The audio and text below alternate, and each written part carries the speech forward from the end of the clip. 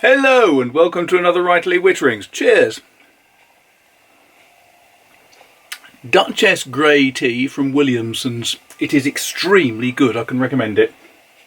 Now, I have more or less finished my exploration of diamine inks for fountain pens, which is enormously sad. It did keep me busy, but now I can get back to some other things I've been considering recently. Shortly, I'm going to put up a video reviewing the difference between the Pineda travelling inkwell and my old Visconti travelling inkwells. There may be a couple of surprises in there for you. I am finding life difficult right now because I'm rather busy. I like helping other people, and I was accosted not that long ago by a delightful young lady who said she was trying to write a book and she was finding it quite difficult. Could I help her? And I said, yeah, I can probably give you some pointers. So this arrived, quite fat. And another fellow who said that he had some problems has sent me a similar manuscript. And a third lady who has written several books, and I've reviewed them for her, has sent me her latest manuscript. So I got some work to do. However, I can't touch any of them until I've finished the edit that I'm currently working on. And then as soon as that's done, I've got to crack on with the next Jack Blackjack book because that's due before Christmas. Help.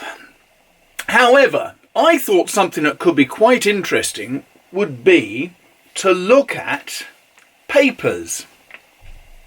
Because there's been a number of people who have said to me, well, you've done all these reviews of inks, but did the ink bleed through? Was there tremendous feathering? Was there any other problems? And I had to say no, because what I was using at the time was this little cahier, which is a fabulous dot pad with Tomo River paper.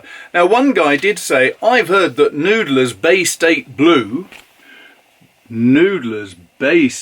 Blue is really strong and goes through any sort of paper.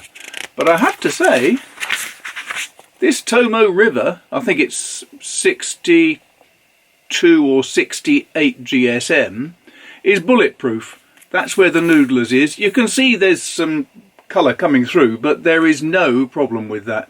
It's perfectly easy to read the page with fresh writing on. Similarly, if I look at the blacks, there's blacks on either page on the reverse side here. Let's just demonstrate that on this page. So you can see lots of writing, but it's perfectly legible to write on this side as well. So I reckon this Tomo River paper is fabulous. Now here I've got a pad which has various different types of paper in it because I have a hole punch. I can punch the paper, put it straight in. I have Atoma paper in here, which is the upper class, beautiful lined paper. Very executive type. And it's wonderful. Nothing happens with that at all. I've also got cheaper Atoma paper, lined, which is as good as blotting paper, it has to be said. And then again, we have the perennial excitement of opening up a moleskin notebook. This is an executive version. I've never written on this. I was going to give it away. I probably still will. But I was given this by those lovely chaps at Cult Pens, and they said, do you want to have a quick try out with it? And I said, yeah, I'll try anything. The paper is lovely, but will it cope with a fountain pen? I don't know. So what I thought I would do was to accumulate various different types of paper, some Tomo River, some of my standard photocopy paper, some of my very non-standard photocopy paper, I'll show you some of that in a minute, and moleskin books, and Rhodia, and Leuchtturm, and anything else I've got, and just demonstrate how pen and ink works with it. And I thought, rather than doing it boringly, I would do it with something that would give a really good flavour for how safe the paper was. Now, what would be the best ink, do you think, to test something like this? I think Baystate Blue from Noodlers, because everyone I've spoken to, or everybody who's commented when I reviewed this ink with some diamines, everybody who wrote in said, oh, don't leave it in your pen, it'll ruin your pen. Don't rinse it in the sink, it'll stain the sink. Don't put it on decent paper, it'll go straight through it and ruin it. So let's find out if it's true. So, first of all, I thought it would be useful to look at some different types of paper which can be easily collected, all loose leaf, they're not necessarily bought in notepads. So what I've got here, if I just get them into a slight form of order, is these are two types of photocopier paper that I use quite regularly. This is very cheap. It's Viking's photocopier paper and it goes through my printer no problem at all. So I use that quite a lot.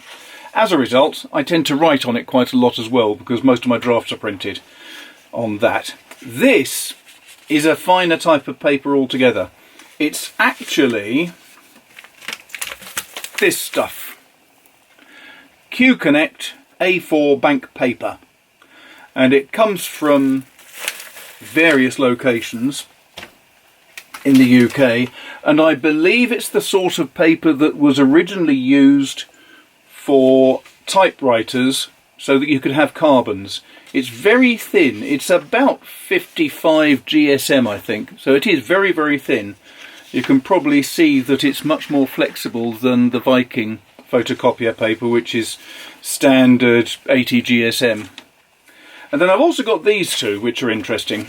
I mentioned just now that Atoma has really good bulletproof, excellent writing paper. This is the excellent stuff. This is the stuff they market as being for students, which is much, much cheaper.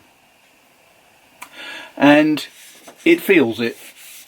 Quite toothy, quite thick. I'd say it's nearer 90 GSM than 80. It has to be said that you can always be surprised with different types of paper.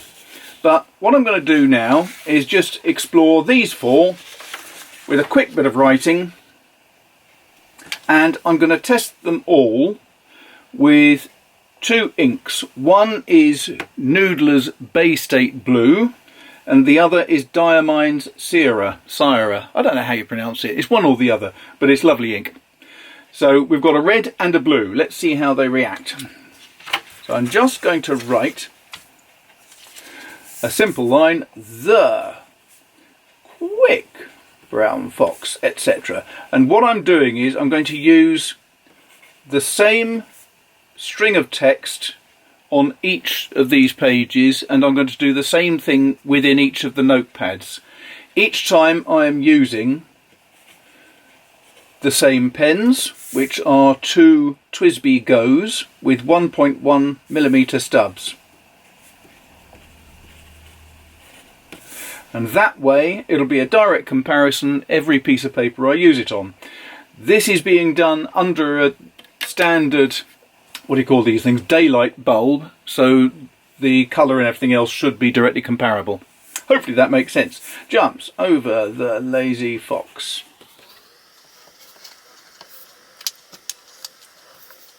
This is a test of, and in this case it's Atoma student paper.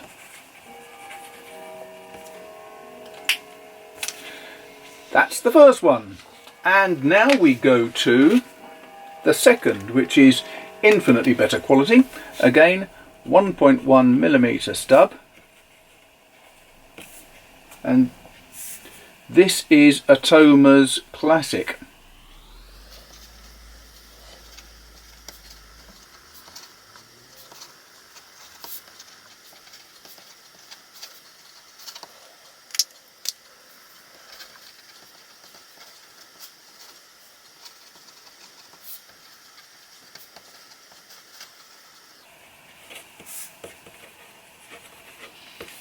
That's that one.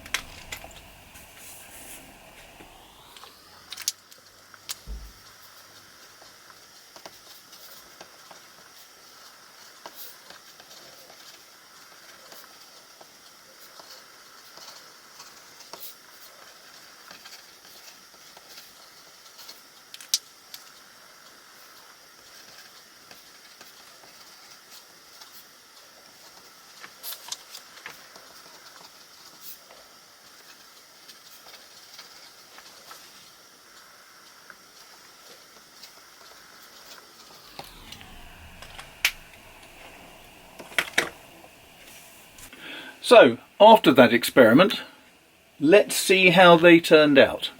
I'm just going to bring this up a little bit. So this one is the Atoma student paper. Looks fine. I would say there's quite a bit of feathering.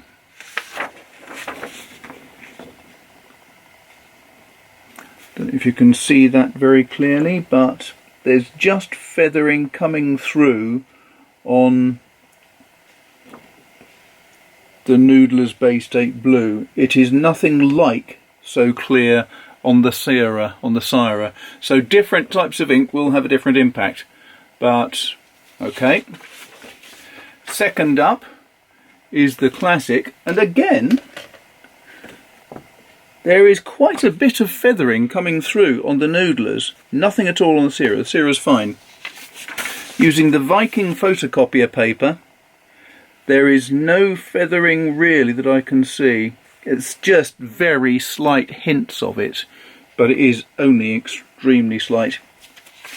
Then coming on to my Q bank paper, that is one of my favourites.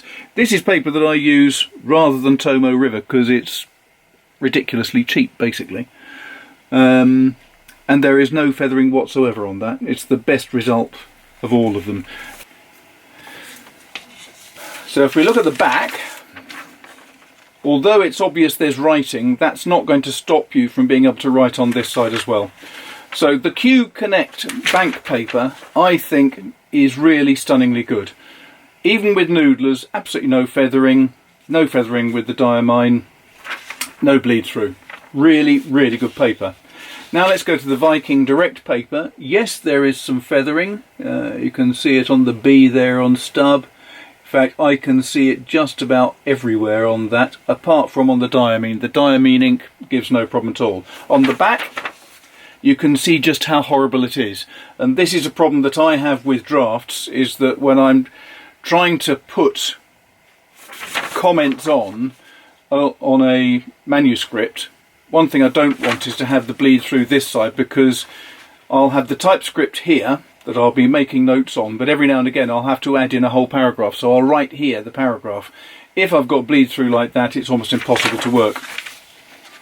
Okay, now let's look at the two Atomas, the good quality and the student quality. The student quality is not as bad as the Viking photocopier paper, but it's still pretty damn awful, and if you're trying to use both sides of a sheet of paper, to be honest, that's no good.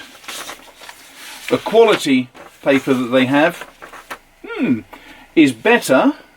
Actually, it's not that much better, is it? Now this surprises me, because with other pens which have a medium nib, I get no bleed through on the classical, but I always do with this.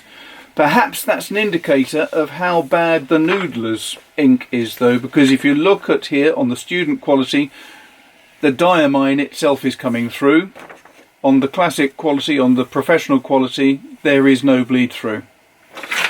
So if you're not using 1.1mm stubs with really evil ink like the Baystate blue, I find the Atoma Classical is absolutely superb for writing on. It's a lovely type of paper to keep in a notepad. This is an example of some notes that I've been doing. Here again we have some standard Rhodia paper, no bleed through or anything. This is the student paper from Atoma, and you can see that there is bleed through all the way through the page. I don't know how visible that is to the camera, just hold it up like that, but there is bleed through all the way through here. This is some of my Q Connect bank paper, and really that's perfectly usable still. It doesn't have the same impact. And the one thing I do love about Atoma notepads is that you rip pages out and put them back in wherever you want. It makes a huge difference. Here is a copy of the professional notepad paper. So here we go. This is using Israel Zablau in a... oh, this was probably my medium Visconti, so it's quite a gusher in terms of ink. But no bleed through, no problem at all. And so there we go. That's just a quick run through. Now, I'll apologise in advance. I'm doing this all on my own because my daughter director has returned to university, so I apologise for any infelicities of camera work. It's mainly because I'm learning how to use this nice little Sony whatever it is, which seems to have exceptionally good abilities to pick up my voice, and it seems to be focusing on my face, which my gorgeous old Nikon just can't do. So I'm hoping that this is working well. Do please let me know in the comment section if you've got any problems with it, or if there's something you think that needs enhancing, or if you've got any suggestions about how I could better show the papers. But this is my new project. Hope you enjoyed that. If you did, please, down at the bottom there's a link through to my Patreon page. If you go to that, you can help keep this channel going by helping me buy new notepads and paper. Below that is the comment section where you can add your comments and let me know just how bad you think my camera work is, if you really need to. But there's also the subscribe button, the like button, the bell button if you want to be notified when another video comes up, and all those good old things. And now in the meantime, I have an enormous edit to get back to. I've got these books to get back to, and I don't know how I'm going to fit everything in. But wish me luck. I'll speak to you soon. Take care. Cheers.